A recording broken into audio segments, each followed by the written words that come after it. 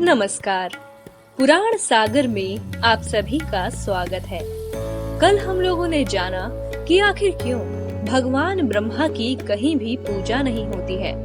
पुराण सागर में आज हम 10वां अध्याय शुरू करने वाले हैं, तो आइए शुरू करते हैं। 10वां अध्याय प्रारंभ।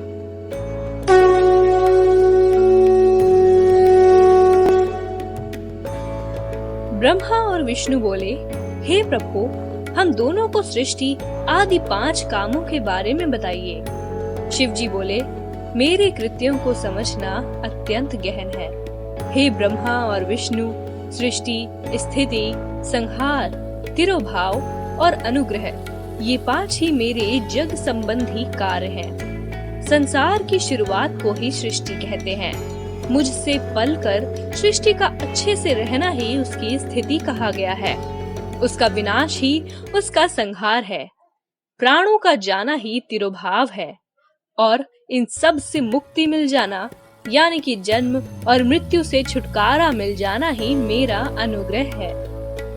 इस प्रकार मेरे 5 कृत्य हैं: सृष्टि, स्थिति, संहार, तिरोभाव।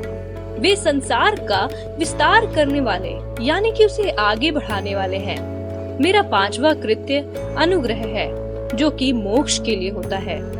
सृष्टि भूतल में, स्थिति जल में, संहार अग्नि यानी कि आग में, तिरोभाव हवा में और अनुग्रह आकाश में रहता है। पृथ्वी पर ही सबकी सृष्टि होती है।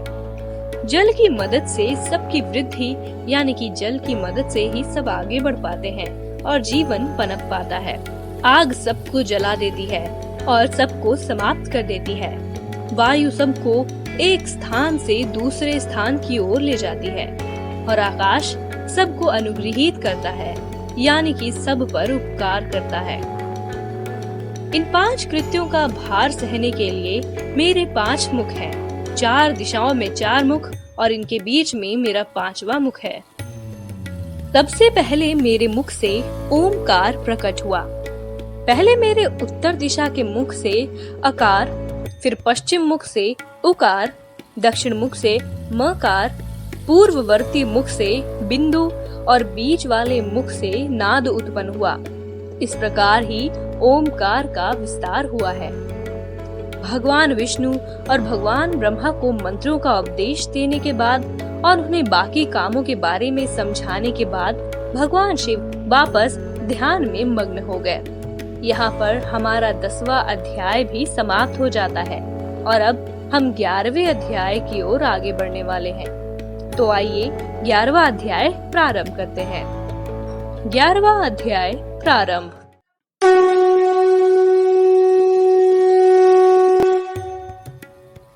ऋषिगण बोले, शिवलिंग की स्थापना किस प्रकार होनी चाहिए और इसकी पूजा भी कैसे करनी चाहिए? सूत जी ने कहा, हे ऋषियों, मैं आप लोगों को इसके बारे में बताता हूँ। किसी भी पवित्र तीर्थ में या फिर नदी आदि के तट पर अपनी रुचि के अनुसार ऐसी जगह पर शिवलिंग की स्थापना करनी चाहिए जहाँ पर रोज ही उसका पूजन हो सके। पृथ्वी के किसी भी द्रव्य से या फिर किसी जलमय द्रव्य से या धातु के पदार्थ से अपनी ही रुचि के अनुसार शिवलिंग का निर्माण करके उसकी पूजा करनी चाहिए। शिवलिंग का पीठ गोल, चौकोर, त्रिकोण या फिर ऊपर गोल और आगे लंबा होना चाहिए। जिस चीज से शिवलिंग का निर्माण हो उसी से उसके पीठ भी बनानी चाहिए। यही स्थावर यानी कि अचल प्रतिष्ठा वाले शिवलिंग की विशेष बात है। स्थावर मतलब होता है वो चीज जो एक ही जगह पर स्थित रहे। वहीं दूसरी ओर चर यानी कि चल प्रतिष्ठा वाले शिवलिंग में भी लिंग और पीठ का एक ही माप होना चाहिए। लेकिन बाण लिंग के लिए ये नियम नहीं है। पवित्र नर्मदा नदी के किनारे पाया जाने वाला एक विशेष गुणों वाला पत्थर यानी कि पाषाण ही बाण लिंग कहलाता है और उसके लिए ऐसा कोई नियम नहीं है।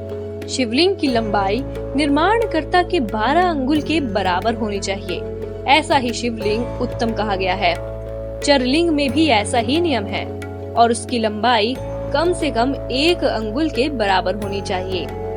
इस प्रकार उन्होंने सभी तरीकों के बारे में सभी ऋषियों को विस्तार पूर्वक बताया और इसी में शिव पुराण का 11वां पाठ भी समाप्त हो जाता है। अब हम आपको 12वें अध्याय की ओर ले चलेंगे। 12वां अध्याय प्रारंभ।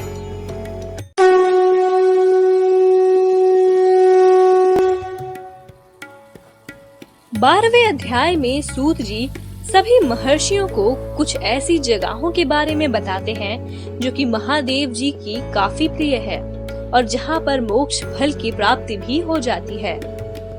सूत जी कहते हैं, सिंधु नदी और गंगा नदी के तट पर बहुत से पुण्य क्षेत्र हैं।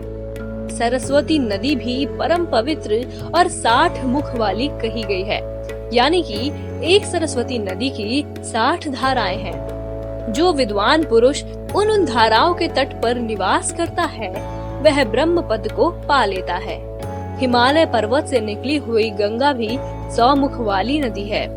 उसके तट पर काशी आदि अनेक ही पुण्य क्षेत्र हैं। महानदी नर्मदा के भी 24 मुख यानी कि 24 स्रोत हैं।